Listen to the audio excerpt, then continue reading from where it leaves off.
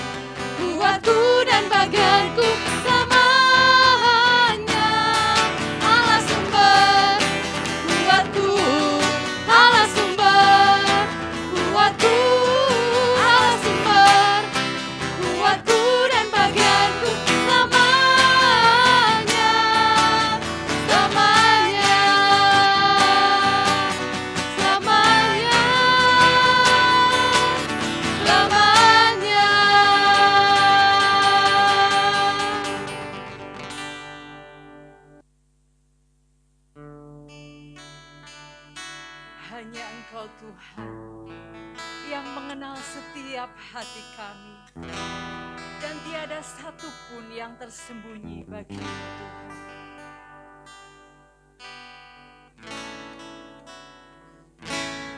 Seperti rusa yang haus, rindu aliran sungai-Mu.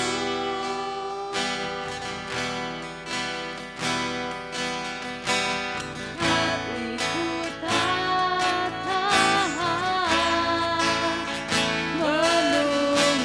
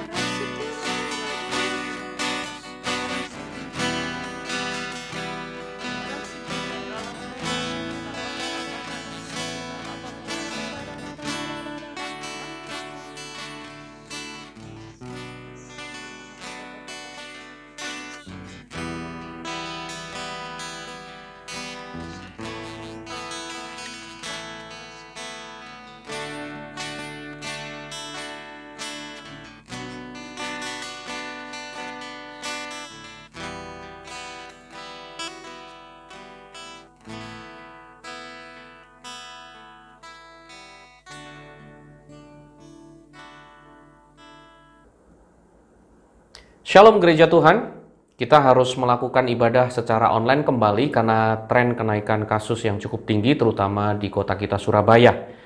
Saya berdoa kiranya ini tidak mengurangi sukacita dan semangat kita untuk tetap beribadah bersama-sama secara online. Dan terus saya mengingatkan untuk kita semakin berdoa dan mengandalkan Tuhan. Karena itu mari kita berdoa ya. Kita berdoa supaya kasus ini boleh terus melandai, semakin menurun. Dan kita berdoa pandemi juga boleh segera berlalu. Tuhan Yesus yang baik, kami berseru hanya kepadamu. Kami mengandalkan Engkau Tuhan, terutama di masa-masa di mana tren kasus cukup tinggi di mana-mana. Kami berdoa supaya mereka-mereka yang terpapar, yang terdampak, boleh mengalami pemeliharaan Tuhan, penyertaan Tuhan. Mereka tidak sendirian. Kau menyatakan kehadiran-Mu dengan luar biasa kepada mereka. Dan kesembuhan yang ajaib yang dari Tuhan menjamah mereka.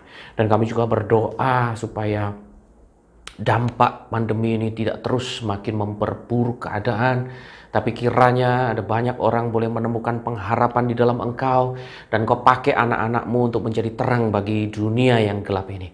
Di dalam nama Tuhan Yesus Allah kami hidup, kami berdoa, kami mengucap syukur. Kami siap untuk kebenaran firman-Mu, supaya kami boleh menjadi lebih kuat lagi. Amin, amin, amin, amin, amin.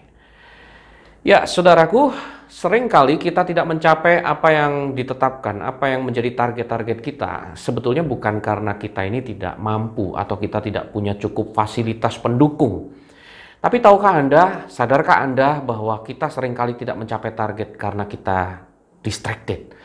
Apa artinya distracted? Artinya distracted adalah saudara dan saya terganggu, saudara teralihkan fokusnya, sehingga kita tidak menjadi fokus lagi, kemudian kita menyimpang ke kanan dan ke kiri, keluar dari jalur target yang sudah kita tetapkan. Dan pada akhirnya, jelas saja, targetnya tidak tercapai. Kita merasa berputar-putar di padang gurun, kita merasa hidup kita kok seperti ini, merana, tidak ada pencapaian yang bisa kita kerjakan, kita capai. Saudara, itu kenapa saya ingin menyampaikan satu khotbah pada pagi hari ini dengan judul Undistracted. Ya, bagaimana saudara dan saya boleh diperlengkapi lewat firman Tuhan untuk menjadi orang-orang yang tidak mudah terganggu, tidak mudah teralihkan fokusnya, sehingga saudara dan saya boleh mencapai target-target yang dari Tuhan. Saudara, ngomong-ngomong soal distracted, saudara mungkin pernah ya menetapkan satu target untuk menurunkan berat badan misalnya. Pada waktu saudara menetapkan target untuk turun 5 kilo misalnya dalam 1 bulan, saudara tentu sudah memimpikan atau saudara sudah membayangkan ada langkah-langkah apa yang saudara ingin capai pada waktu saudara ingin turun 5 kilo dalam 1 bulan. Saudara mungkin mulai berpikir, mulai besok saya tidak akan makan nasi, mulai besok saya akan berolahraga, mulai besok saya akan minum obat-obatan herbal untuk menurunkan berat badan saya, atau minum asupan-asupan tertentu untuk menolong. Ya, nah saudaraku, pada waktu saudara punya niat, saudara punya kerinduan, itu sesuatu yang baik. Tapi kita tahu begitu hari H, kadangkala distraction-nya, gangguannya itu banyak sekali saudara. Ya, pada waktu kita bangun misalnya, aduh kok kakinya rasanya agak terkilir ya, aduh olahraganya besok aja, jangan dipaksakan nanti malah jadi tambah terkilir. Nah, ini sudah kena distraction yang pertama. Belum lagi begitu kita bangun pagi, kita ingat hari ini harus makan sehat, hari ini mulai kurangi nasi, bahkan mungkin gak makan nasi sama sekali. Tiba-tiba bel rumah berbunyi, dan ternyata ada kiriman dari teman kita. Wah, dikirimin nasi bakar, nasi bakar dengan ayam bakar yang masih panas, masih keluar uapnya, yang kemudian di situ ada sambal terasi, ada lalapan yang begitu segar. Waduh, aromanya luar biasa, saudara. Ya, dan kita mulai terganggu di situ, kita mulai distracted, saudaraku. Kita mulai berkata, aduh, gimana ya? Saya harus mulai diet nih hari ini. Tapi kayaknya pagi ini makan nasi aja ya, nanti siang enggak deh, nanti malam enggak deh ya. Akhirnya kita makan nasi karena ini ayam bakarnya enak sekali, nasinya hangat ya, nasinya enak saudaraku. Kita kalap saudara ya, bukan cuma ngurangi nasi yang gagal, tapi kita malah Makan yang biasanya 1 porsi bisa tambah sampai 2 porsi. Nah, berlangsung selanjutnya pada siang hari kita merasa sudah oke, siang ini sama malam pokoknya nggak boleh makan nasi sama sekali. Ternyata saudaraku, siang-siang teman yang lain ada kontak kita, kirim makanan lagi. Wah, itu ada paru, ada babat dia kirim. Waduh, kita tergoda lagi. Kita mulai berpikir, wah, paru babat kalau nggak dimakan sama nasi kok gimana ya? Akhirnya kita makan nasi lagi. Belum kalau nanti berlanjut pada malam hari, teman ada telepon lagi. Aku ulang tahun nih. Aku adain pesta di rumah kok, ini prokes deh. Ada protokol kesehatan deh, ketat deh. Ayo makan, saya sudah terlanjur pesen. Masa nggak ada yang mau datang? Saudara, kita merasa nggak enak. Distracted lagi, saudara. Saudara bisa mengerti arti kata distracted? Pada waktu saudara menetapkan target, seringkali godaannya, gangguannya sangat banyak. Dan kalau saudara bisa mengalahkan, saudara bisa undistracted, saudara bisa tidak teralihkan, apa yang terjadi? Saudara akan bisa mencapai target saudara. Sebaliknya kalau saudara distracted, saudara terganggu, saudara tergoda, saudara kemudian teralihkan, menyimpang ke kanan ke kiri, target itu tidak akan tercapai. Nah, hari ini saya ingin menyampaikan satu kebenaran firman Tuhan dari seorang tokoh firman Tuhan. Di sana ditulis seorang yang bernama Nehemia. Ya, kalau saudara ingat Nehemia, saudara ingat satu cerita pada satu kali dia sebagai juru minuman seorang raja besar, raja yang sangat berkuasa pada masa itu, yaitu Raja Artasasta, Raja Persia, atau mungkin hari ini dunia lebih mengenal dengan Raja Xerxes. Dan Raja Artasasta ini, saudaraku, adalah raja yang sangat besar. Satu kali pada waktu dia sebagai juru minuman menghadap raja, mukanya cemberut, yang sebetulnya itu adalah dilarang, sesuatu yang sangat tidak diizinkan untuk menghadap raja dengan muka yang cemberut. Raja bertanya kepada dia, "Hei Nehemia, kenapa kamu sedih?" Dan Nehemia bercerita bahwa dia terbeban karena tembok kotanya runtuh dan dia ingin membangun kembali tembok Yerusalem, kota kelahirannya.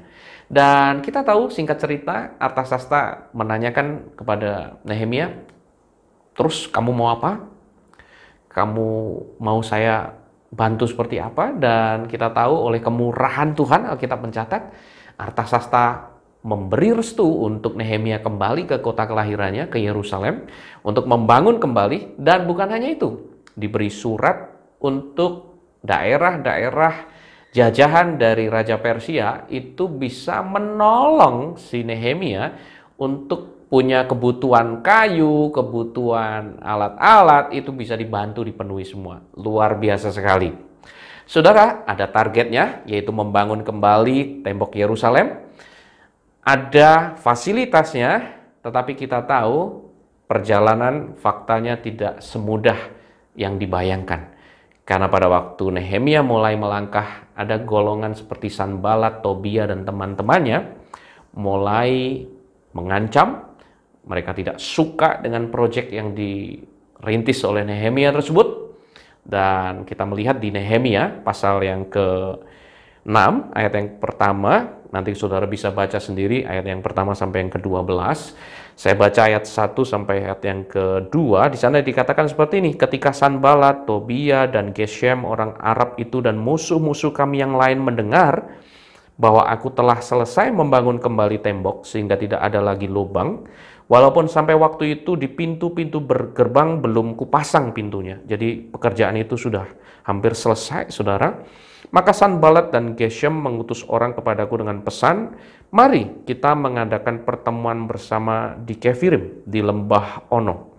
Tetapi mereka berniat mencelakakan aku, saudara. Ini satu pekerjaan yang besar, satu pekerjaan yang tidak mudah, tetapi boleh dikerjakan dengan begitu luar biasa oleh Nehemia dan hampir berhasil. Tetapi kemudian ada orang-orang yang bermaksud jahat, yang berusaha untuk menjebak Nehemia dengan mengundang Nehemia menghadiri pertemuan-pertemuan yang sebetulnya pertemuan itu adalah rencana untuk menjebak dan membunuh Nehemia. Saudara, usaha untuk membunuh Nehemia ini dilakukan berkali-kali. Dikatakan di Alkitab 4 bahkan sampai 5 kali ada undangan yang disampaikan oleh Sanbalat, Tobia, dan teman-temannya untuk mereka menjebak Nehemia. Tetapi Nehemia begitu fokus dengan proyeknya. Dia begitu fokus dengan panggilan Tuhan. Dia begitu fokus dengan apa yang Tuhan percayakan kepada dia.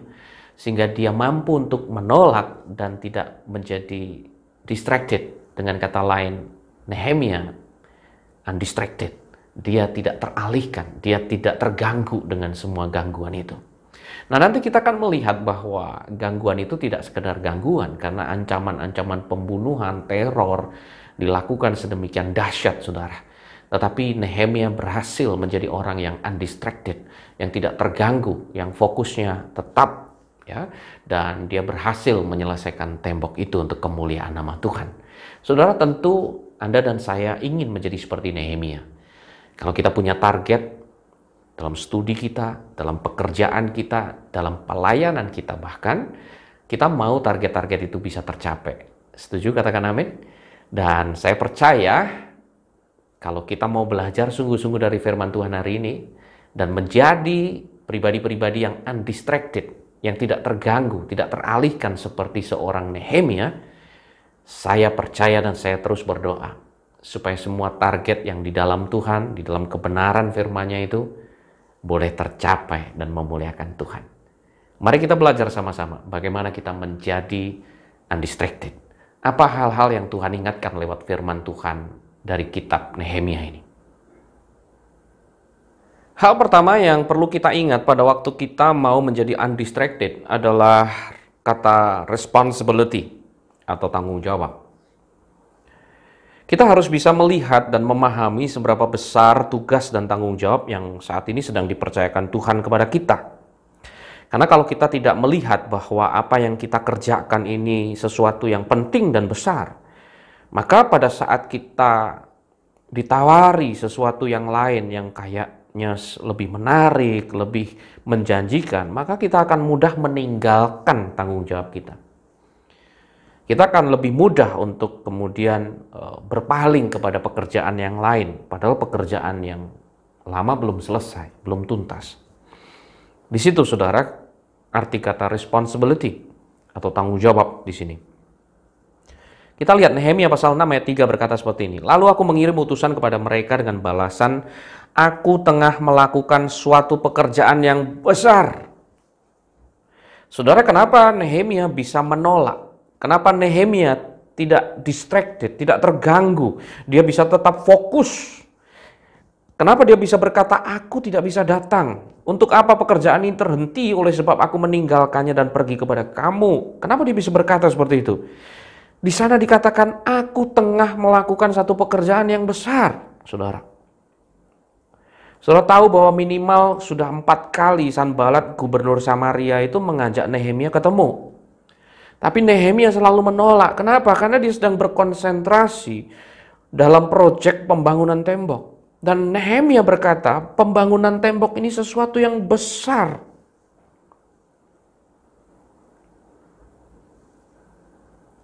Saudaraku, Nehemia menjadi undistracted. Dia tetap fokus bisa menyelesaikan pekerjaannya, targetnya sampai akhir. Karena dia melihat tanggung jawabnya ini besar. Seperti tadi sudah saya katakan, kenapa sih seringkali pada waktu kita dipercaya satu tanggung jawab, seringkali nggak selesai, kemudian kita malah berpaling mengerjakan yang lain.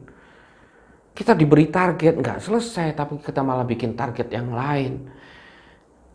Itu terjadi karena kita tidak menyadari besarnya responsibility kita, besarnya tanggung jawab kita.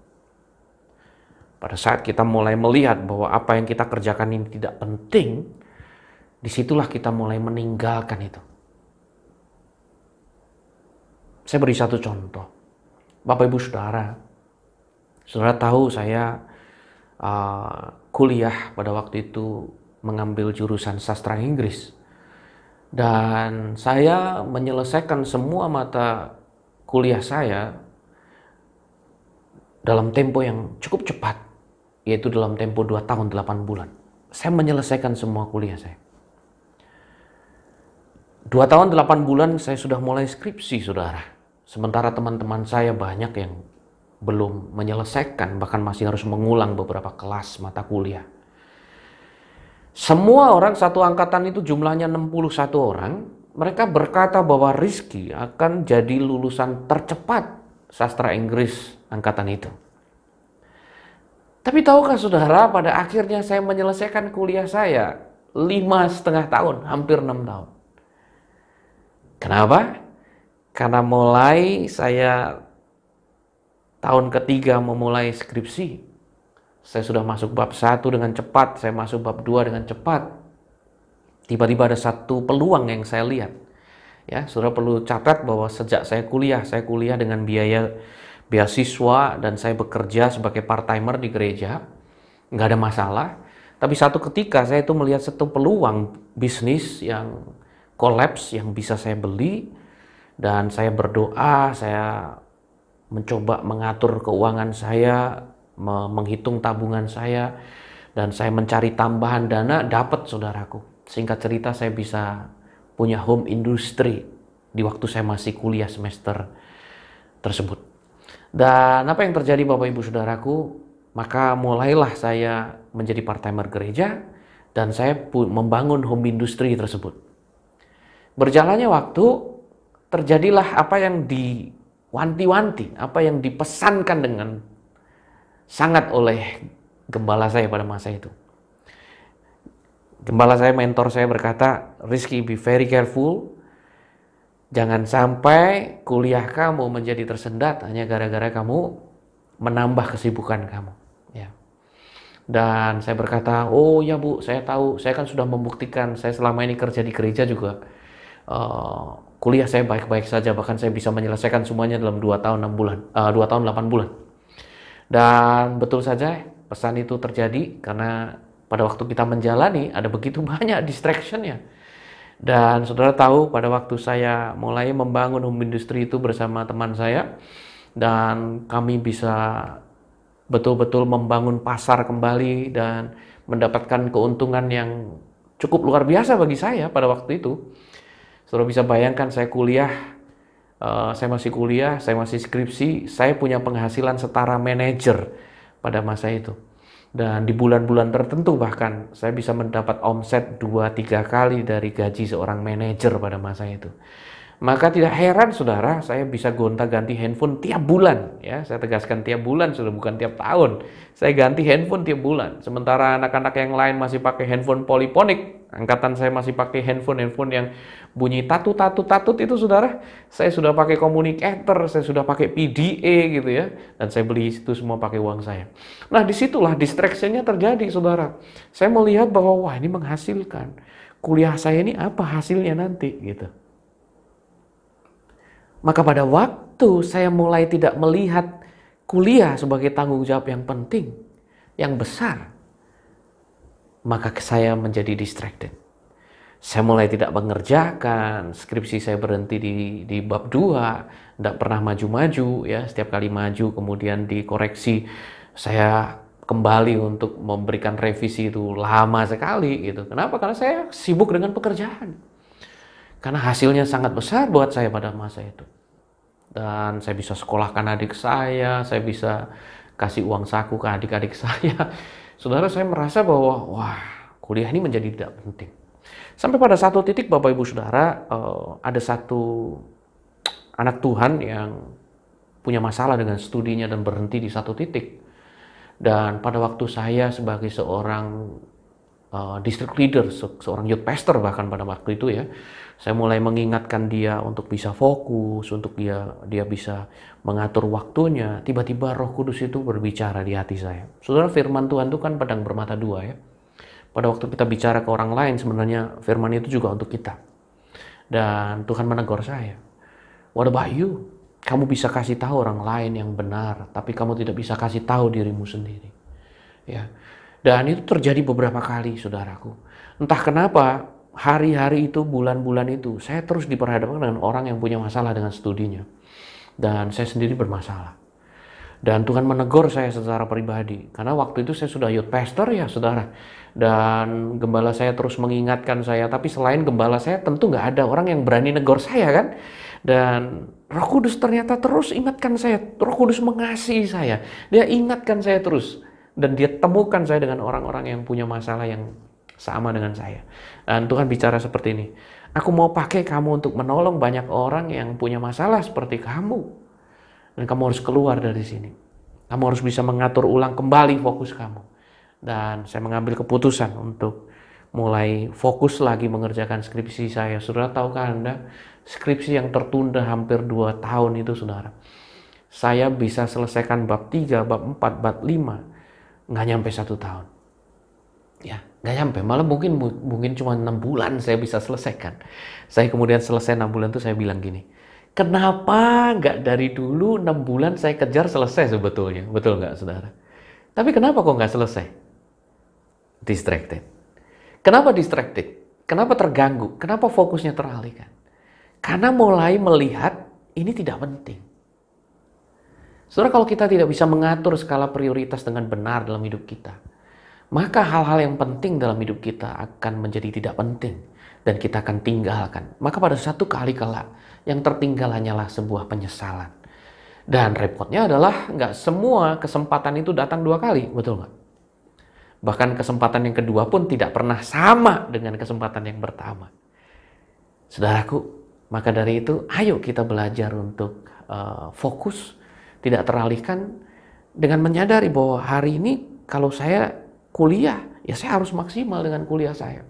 Hari ini kalau saya lagi fokus belajar, fokus belajar.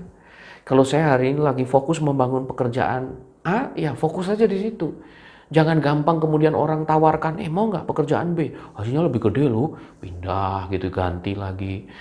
Ya, sering kali kita gitu, saudara. Kita udah kerja, dapat fasilitas yang cukup baik, mendapat penawaran, wah ini gajinya lebih gede loh, fasilitasnya lebih baik loh. Tanpa pikir panjang, pindah kerja lagi. Ternyata di sana nggak cocok, pindah lagi kerjaan lagi. Saudara, ini yang sering kali membuat kita kemudian jatuh bangun dalam kegagalan. Ya, berputar-putar dalam padang gurun kita. Matius, firman Tuhan di pasal yang ke-25 ayat 21 berkata gini, kata tuannya itu kepadanya, baik sekali perbuatanmu itu, hai hambaku yang baik dan setia. Engkau telah setia dalam perkara kecil, aku akan memberikan kepadamu tanggung jawab dalam perkara yang besar. Saudara perhatikan di situ, ada tertulis 2 ukuran di situ. Ada perkara yang ditulis ukurannya kecil dan ada perkara yang ditulis ukurannya besar, saudara. Tetapi coba perhatikan, Tuhan itu menghargai hambanya, bukan masalah perkaranya kecil atau perkaranya besar, bukan. Tapi yang dihargai adalah sikap responsibility-nya itu. Bagaimana dia bertanggung jawab itu loh, saudara, yang dihargai. Apa yang sedang Tuhan sampaikan di sini gini, saudara, memang mungkin ada hal-hal yang kelihatannya sepele dan kecil. Contoh, orang sering membandingkan ya, wah pelayanan WL itu lebih penting ya, pemimpin pujian itu lebih penting daripada among tamu. Misal ada yang bilang seperti itu. Kenapa? Karena kalau among tamu nggak ada tuh ibadah masih bisa berjalan gitu kan. Sekalipun ya nggak ada yang nyambut tuh nggak enak gitu. Tapi masih bisa jalan. Tapi kalau nggak ada pemimpin pujiannya nggak bisa jalan kan Pak. Jadi pemimpin pujian itu kan penting gitu. Saudara, logikanya memang wah iya ya. Pemimpin pujian itu kayaknya memang perkara yang besar, sedangkan among tamu itu perkara yang kecil. Tapi coba lihat, dengar lagi firman Tuhan bicara apa.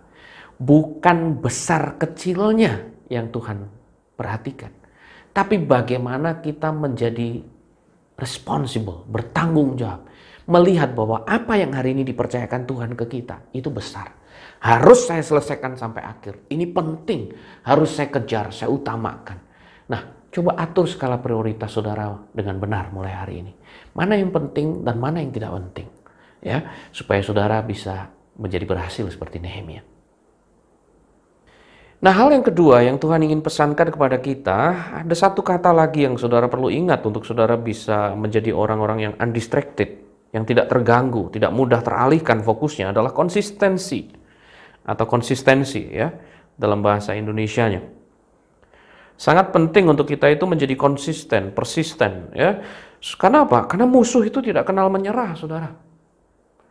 Karena godaan, bujuk rayu di kanan kiri kita itu datang terus, bahkan kadangkala bertubi-tubi. Saudara catat baik-baik. semakin besar tanggung jawab yang Tuhan percayakan kepada saudara, semakin besar, semakin penting satu hal dalam hidup saudara, biasanya godaannya juga makin gede. Ya, godaannya untuk bisa menggagalkan itu semakin besar, saudara. Jadi kalau hari ini distraction atau gangguan yang saudara alami sangat besar, wow, ayo atur mindset saudara. Berarti artinya apa, saudara? Yang sedang saudara lakukan ini berarti sangat penting. Nah, kita lihat Nehemia pasal 6 juga alami itu, saudara. Ayat 4-5, firman Tuhan berkata seperti ini. Sampai 4 kali mereka mengirim pesan semacam itu kepadaku, dan setiap kali aku berikan jawaban yang sama kepada mereka. Lalu dengan cara yang sama, untuk kelima kalinya Sanbalat mengirim seorang anak buahnya kepadaku, yang membawa surat yang terbuka. Wah, itu bawa surat yang terbuka. Mikirnya musuhnya ini pamungkas. Karena surat terbuka dibacakan di depan rakyat dengan ancaman, dengan teror, melemahkan iman. Pikirnya Nehemia akan menyerah. Tapi lihat bagaimana Nehemia membalas semua serangan itu. Dia memberi mereka jawaban yang sama. Lihat, dia berkata, setiap kali aku berikan jawaban yang sama, aku konsisten, aku persisten, saudara. Nehemia mengambil sikap untuk tidak mudah berkompromi. Saudara, dengan cara yang sama musuh akan menggoda kita. Dan keinginan Tuhan bagi saudara dan saya adalah tetap berdiri, tidak menyerah apapun bujuk rayunya. Bujuk rayunya bisa macam-macam, saudara. Ya, tadi saya sudah beri contoh di bagian awal. Saudara mau diet, entah kenapa kalau saudara mau diet, mau turunkan berat badan, makanan itu ada aja. Makanan itu berlimpah, yang ngajak makan tuh kok banyak gitu ya. Tapi kalau lagi nggak pengen diet gitu, kok nggak ada yang ngajak makan, makanannya kering, nggak enak semua. Lihat, saudara. Coba saudara perhatikan, kalau saudara niat belajar, pengen belajar, entah nanti dikontak temen, suruh online, lagi ditunggu, main game online ya, dilewatkan kok eman gitu ya. Ada aja saudara godaannya. Wah, dapat tugas dari dosen atau guru saudara. Diberi waktu 2 minggu. Wah, kita udah semangat. 2 minggu aku mau number one, mau kerjakan yang paling bagus, nilainya nanti paling bagus ya. Maka besok mulai tak cicil. Wah, tapi godaannya biasanya banyak. Betul nggak? Yang hari pertama nanti ada temen kontak ngajak nongkrong di kafe. Besoknya ada yang nge-DM kita untuk online. Sudah ditunggu teman-teman satu geng main game online, besok lagi ditunda lagi, ada lagi yang ngajak main basket gitu ya. Besok lagi, wah Biskup lagi rilis box office filmnya keren. Udah harus nonton Biskup. Besoknya lagi, waduh serial TV kesayangan kita Netflix-nya nggak bisa lewat. Ini harinya, ya kan? Saudara lihat, saya tadi udah katakan berkali-kali, biasanya semakin penting sesuatu dalam hidup kita, godaan untuk menggagalkannya juga biasanya makin besar. Maka dari itu kalau godaannya banyak, saudara harus persisten. Saudara harus mulai atur pikiran saudara, wah ini godaannya untuk selesaikan kok banyak banget ya. Distraction-nya, gangguannya kok banyak sekali ya. Maka saudara, ayo atur fokus Anda. Karena kalau ini Anda selesaikan, wah ini hasilnya akan luar biasa sekali. Bukan hanya untuk Anda, bahkan mungkin untuk banyak orang di sekeliling Anda. Ya, jadi penting sekali untuk kita mengatur itu. Nah, saudara, Alkitab juga mengingatkan kita tentang Yusuf. Saudara ingat Yusuf? Alkitab mencatat di Kejadian pasal 39 ayat 10, pada waktu Yusuf menjadi hamba dari Potifar, saudara, bagaimana dia mulai dipromosikan Tuhan, kepemimpinannya mulai dilatih di situ. Dia dipromosikan oleh Tuhan secara luar biasa. Kita tahu istri Potifar itu jatuh cinta ke Yusuf, saudara, dan mengajak Yusuf untuk selingkuh, ya. Dan coba lihat di situ, Alkitab mencatat dari hari ke hari perempuan itu membujuk Yusuf. Ya, saudara membujuk ya. Saudara garis bawahi kata membujuk di situ. Ya, kalau saudara ada teman datang sama saudara dan dia bilang, "Ayo pergi nonton." "Wah, enggak deh. Saya ada ulangan besok." "Oh ya udah." Itu bukan membujuk, saudara. Itu mengajak. Tapi kalau orang membujuk tuh gini loh, saudara. ayo nonton ya besok ya, ayo nonton yuk malam ini yuk. Wah nggak bisa, besok saya ada ujian. Ayolah, nonton kan cuma 2 jam, ntar cepet pulang deh, nggak malam-malam deh. Ntar habis pulang kan kamu bisa belajar. Wah nggak bisa, ntar waktunya habis. Janji deh, kita nonton cepet langsung pulang deh, kita nggak makan deh. Aduh, gimana ya, besok ulangan tuh, ayolah, kapan lagi, ntar 2 hari lagi aku udah nggak bisa loh, besok 3 hari lagi kita juga ada pelayanan loh, ayolah, hari inilah nontonnya lah, ulangannya udahlah, ntar lah, tak temeni deh, sampai malam deh. Nah, itu orang membujuk, saudara. Nah, saudara hati-hati, Alkitab mengatakan bahwa iblis dengan berbagai bujuk rayunya itu membujuk, bukan hanya mengajak saudara. Artinya itu akan dilakukan berkali-kali, datang berkali-kali. Tiap kali saudara mau selesaikan tugas saudara, ada aja halangannya. Mau selesaikan skripsinya, ada aja yang bikin males. Setiap kali mau selesaikan tugas dari bos, ada aja gangguannya. Yang anak sakit, yang istri butuh bantuan, minta ditolong untuk diantar belanja, dan banyak lagi yang lainnya, saudara. Tapi contohlah Yusuf. Yusuf tidak mendengarkan bujukannya itu untuk tidur di sisinya dan bersetubuh dengan dia. Konsistensi. Jadilah orang yang konsisten. Jadilah orang yang persisten dengan panggilan Tuhan.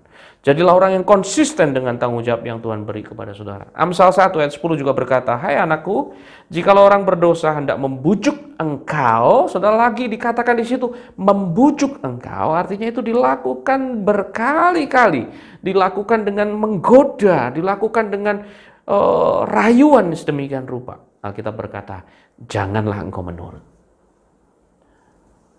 Dengan kata lain, ayo atur skala prioritasmu. Tadi yang pertama, lihat bahwa besok ulangan ini lebih penting. Nonton bisa lain kali. Saya tidak nonton tidak akan mempengaruhi hidup saya jadi lebih baik atau tidak lebih baik. Saya harus belajar malam hari ini. Kalau sudah atur skala prioritasnya, Alkitab berkata, jangan menuruti bujukannya. Dengan kata lain, Anda harus bisa berkata, no, sorry, enggak dulu malam ini. Mungkin lain kali, saya harus belajar. Betapa luar biasanya hasil yang akan saudara capai besok. Karena saudara konsisten, karena saudara persisten. Yang ketiga, saudara perlu mengembangkan spiritual sensitivity. Spiritual sensitivity bicara tentang kepekaan rohani kita. Ketajaman rohani adalah sesuatu yang perlu dan harus terus ditingkatkan. Karena kadangkala kita nggak bisa membedakan mana yang lebih penting, mana yang benar, mana yang salah. Dan sudah perlu punya kepekaan rohani di situ. Nehemia pasal 6 ayat 12. Karena ku ketahui benar bahwa Allah tidak mengutus dia, kita berkata. Wow. Bagaimana dia bisa tahu dengan benar? Bagaimana dia tahu dengan pasti bahwa ini bukan Tuhan yang mengutus? Alkitab berkata, bahkan dikatakan di situ ya, ia mengucapkan nubuat itu terhadap aku karena disuap Tobia dan Sambalat. Untuk ini ia disuap supaya aku menjadi takut lalu berbuat demikian. Sehingga aku berdosa. Dengan demikian mereka mempunyai kesempatan untuk membusukkan namaku sehingga dapat mencela aku. Kegagalan untuk menjebak Nehemia tidak membuat musuh kehabisan akal, saudara. Strategi berikut yang mereka pakai adalah strategi yang rohani, saudara. Dia utus Nabi Semaya bin Delaya untuk menyampaikan nubuat yang palsu. Dalam nubuat itu, saudara, dikatakan bahwa Nehemia itu sebaiknya berlindung di bait suci, mengunci setiap pintu dari dalam supaya dia tidak dibunuh, ya.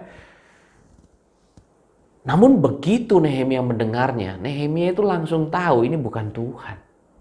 Ini bukan dari Tuhan. Ini tidak benar. Bagaimana Nehemia bisa tahu bahwa itu tidak benar? Karena kalau saudara baca kitab Nehemia, Nehemia adalah seorang pemimpin yang mengandalkan Tuhan. Nehemia adalah seorang pemimpin yang selalu mengajak umat itu mengandalkan kekuatan Tuhan. Nehemia adalah seorang yang menyadari dia terbatas, dan Nehemia selalu berkata kepada seluruh jemaat itu, berdoa, bangun keintiman dengan Tuhan. Bangun hubungan dengan Tuhan. Itu Nehemia, saudara. Nehemia memberi contoh kepada saudara dan saya bagaimana setiap kali pujian diberikan, dia selalu berkata, ini kemurahan Tuhan, ini Tuhan yang bikin. Dari semua cerita, dari semua bagian kitab suci dari kitab Nehemia, kita bisa dengan mudah menyimpulkan, ini orang yang intim sama Tuhan. Ini orang yang dekat sama Tuhan. Saudaraku, bagaimana dengan saudara dan saya? Kita seringkali akan mudah menjadi teralihkan fokus kita, mudah terganggu, distracted. Karena kita seringkali tadi saya katakan, tidak bisa membedakan mana yang dari Tuhan dan mana yang bukan. Contohnya, pada waktu saudara mau pindah pekerjaan, ya, Alkitab tidak ada tulis di situ bahwa pekerjaan saudara harus pilih A atau B. Betul nggak? Butuh kepekaan rohani untuk tahu mana yang saya harus ambil. Apakah saya harus tetap kerja di sini atau saya harus pindah pekerjaan? Pada waktu saudara akhirnya memutuskan pindah pekerjaan, misal di pekerjaan yang lama saudara habis waktu, tidak bisa pelayanan, saudara rindu melayani Tuhan. Satu kerinduan yang baik. Dan akhirnya saudara keluar dari pekerjaan yang lama. Saudara tiba-tiba, karena saudara punya kerinduan yang baik, tiba-tiba ada 3 pekerjaan yang saudara harus pilih, yang mendatangi saudara. Bingung kan? Yang nomor 1, nomor 2, atau nomor 3. Nomor 1, nomor 2, mengizinkan kita libur hari Minggu, kita bisa pelayanan. Yang nomor 3, enggak. Langsung hikmat muncul. Kalau orang peka dekat dengan Tuhan, dia akan peka, dia akan mulai muncul hikmat. Wah, yang nomor 3, hari Minggu tetap masuk setengah hari. Ya emang sih saya bisa ke gereja Minggu sore, tapi tunggu. Bukannya kemarin saya meninggalkan pekerjaan yang lama itu karena nggak bisa pelayanan, pengen pelayanan. Udah deh, nomor 3 dicoret. Tapi ada nomor 1, nomor 2, dua-duanya bisa pelayanan. Saudara butuh kepekaan rohani untuk menimbang mana yang benar dari Tuhan dan mana yang tidak. Maka seringkali saya mendorong jemaat, carilah kehendak Tuhan, ya. Usahakan diri untuk kita ngerti kehendak Tuhan. Efesus, firman Tuhan dalam pasal yang ke-5 ayat yang ke-17 dari kitab Efesus mengatakan kepada kita, sebab itu janganlah kamu bodoh, tetapi usahakanlah. Saudara, kata usahakanlah ini adalah upaya yang berulang-ulang supaya kamu mengerti kehendak Tuhan, ya. Jadi itu bukan satu hal yang dibangun cuma waktu datang Minggu, ibadah, ditumpangi tangan pendeta, pulang saudara jadi ngerti semuanya. Nggak bisa gitu. Ya. Bahkan Ibrani 5 ayat 13 ayat 14 ini memberi kita satu pesan penting bagi kita. Kenapa kita seringkali menjadi bodoh dan kita tidak mengerti kehendak Tuhan? Kita tidak menjadi peka. Coba saudara lihat di situ. Ayat 13 dikatakan firman Tuhan, sebab barang siapa masih memerlukan susu, ia tidak memahami ajaran tentang kebenaran, sebab ia adalah anak kecil. Jadi siapa yang masih suka pilih-pilih firman Tuhan yang cocok buat kita, yang nggak cocok kita nggak mau dengar, yang nggak cocok kita ngantuk, nggak mau nyatet, saudara, ya. Hati-hati, Alkitab berkata, kau masih anak-anak. Karena anak kecil yang doyan sama susu, saudara. Tetapi makanan keras adalah untuk orang-orang dewasa yang karena mempunyai panca indera yang terlatih. Nah, di situ lihat ada kaitan yang kuat ternyata antara bagaimana kita bisa mengecap firman Tuhan, bukan pilih-pilih firman Tuhan, tapi bisa mengecap, memakan semua makanan rohani tanpa pilih-pilih, saudara. Dikatakan kita akan punya panca indera yang terlatih. Untuk apa? Untuk membedakan yang baik dan yang jahat. Saudara, baru saja saya bacakan di situ, saudara bisa melihat 2 hal yang bisa mempertajam kepekaan rohani kita. Yang pertama adalah bagaimana kita membangun kerinduan, kemauan, kehausan kita untuk baca firman Tuhan. Bagaimana kita bisa peka, tahu mana suara Tuhan, mana yang dari Tuhan atau bukan. Kalau saudara nggak pernah baca surat cintanya Tuhan, kalau saudara nggak pernah baca logos firman Tuhan, nggak bisa, saudara, nggak bisa. Ya, Jadi bagaimana saudara bisa tumbuh di situ? Saudara harus baca firman Tuhan. Dan yang kedua, jangan lupa, bagaimana kita ketajaman rohaninya meningkat. Punyailah hati yang mudah dikoreksi. Makanya tadi dikatakan firman Tuhan, kalau susu itu untuk anak-anak. Kalau kamu mau punya panca indera yang terlatih, kamu harus berhenti jadi anak-anak. Artinya apa? Firman jangan pilih-pilih. Firman jangan suka yang enak-enak saja. Firman jangan suka yang cuma tentang berkat aja. Firman jangan cuma tentang urapan aja. Firman itu bukan hanya tentang karunia rohani saja. Ya, ada kalanya firman itu tentang penderitaan. Firman itu tentang ketaatan. Firman itu tentang jadi murid, pikul salib. Nah, kita harus mau menangkap semua itu. Dan disitulah kita bisa belajar didewasakan. Kita bisa mempertajam kepekaan rohani kita. Kita punya panca indera yang terlatih. Jadi baca firman, tapi bukan hanya baca firman, tapi punya hati yang mau dikoreksi.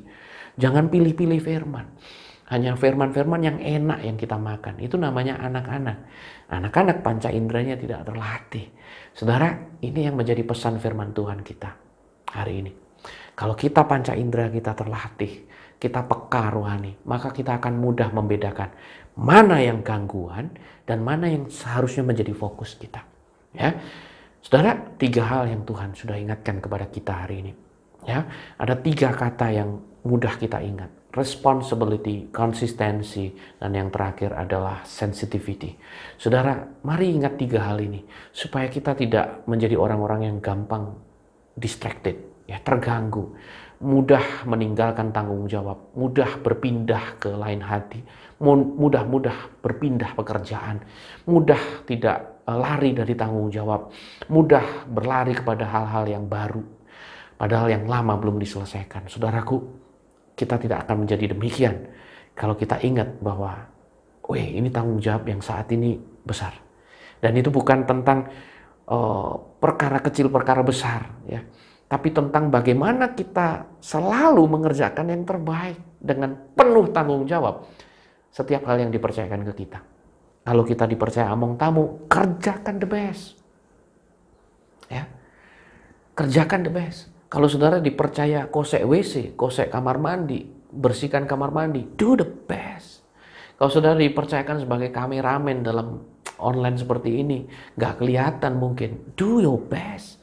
Kalau saudara dipercaya di mimbar jadi pemimpin pujian, same, do your best. Anggap bahwa ini tanggung jawab yang sangat besar yang harus saya kerjakan. Demikian juga di sekolah. Ya, kalau ada ulangan, ada ujian, ayo atur prioritas.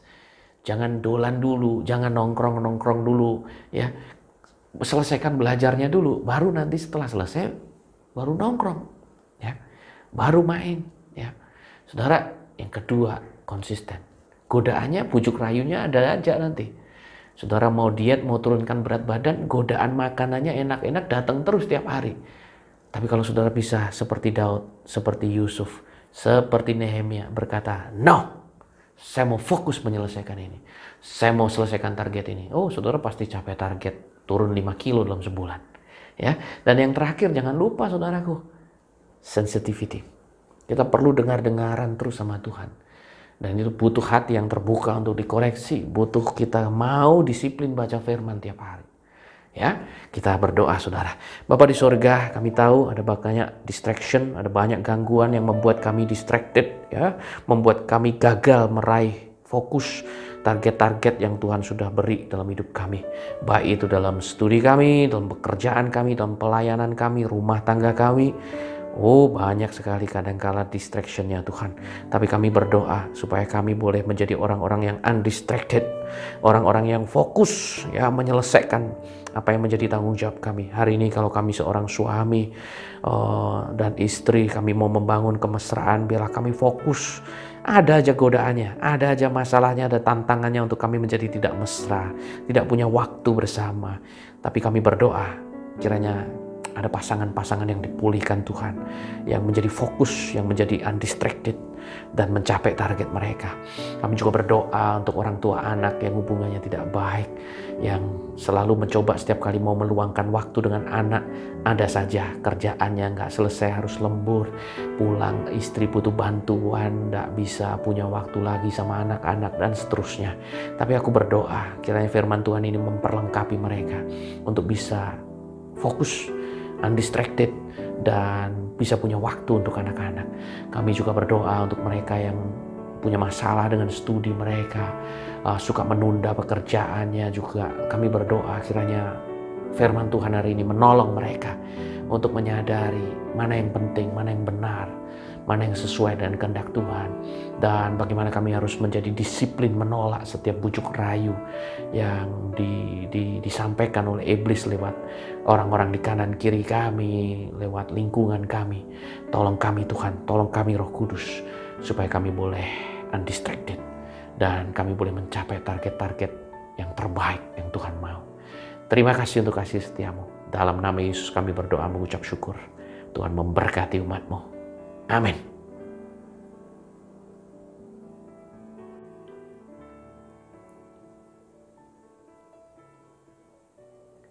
Jemaat Tuhan yang dikasihi, angkat kedua tanganmu tinggi. Terimalah berkat dari Allah Bapa, dari Allah Putra, dari Allah Roh Kudus, yaitu berkat di dalam nama Tuhan Yesus Kristus, yang memampukan engkau untuk selalu menjadi fokus dengan apa yang saat ini sedang kau kerjakan, yang adalah Tuhan mau untuk kau selesaikan.